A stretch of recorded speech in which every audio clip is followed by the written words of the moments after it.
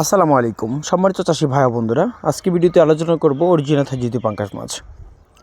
তো আজকে স্ক্রিনে যে মাছটি দেখতে পাচ্ছেন এটি হলো যা অরিজিনাল থাইজিতীয় পাঙ্গাস মাছের বুট কোয়ালিটি কেমন, আর মূলত তাদের থেকে উৎপাদন করা যা অরিজিনাল থাইজিতীয় পাঙ্গাস মাছের পোনা, যা 200 থেকে 250 পিস অথবা 100 থেকে 150 পিস বা 500 থেকে 600 পিস। আজকে ভিডিওতে আপনারা সম্পূর্ণ জানবেন যে মাছের পোনাগুলো পুকুরে চাষাবাদ করা নিয়ে আলোচনা করা হবে। আশা করি সম্পূর্ণ ভিডিও দেখার অনুরোধ রইল।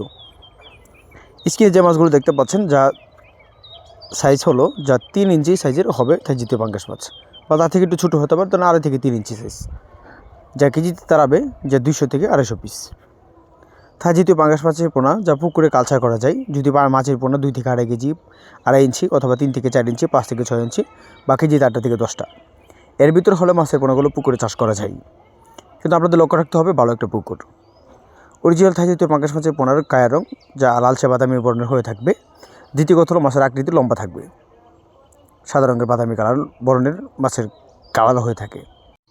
থাইজিতীয় পাঙ্গাস মাছের পোনা পুকুরে কালচার করা যায় প্রতি শতাংশে এককভাবে, যেমন 160টা থেকে 170টা পিস করে মাছের পোনাগুলো মজুত করা যায়। আর যদি অন্য মাছের পোনা থাকে সেক্ষেত্রে একটু কম পরিমাণ দিতে পারেন। আর যদি 5 থেকে 6 মাসে 2.5 কেজি ওজন মানে বিক্রি করতে চান তাহলে একটু গণপরিসরে চাষ করতে পারেন। আর যদি না চান আমি 2 কেজি প্লাস ওজন মানে বিক্রি করবো, তাহলে আপনি প্রতি শতাংশে যে 120টা থেকে 130টা পিস বা 150 পিস করে মাছের পোনা দিতে পারেন।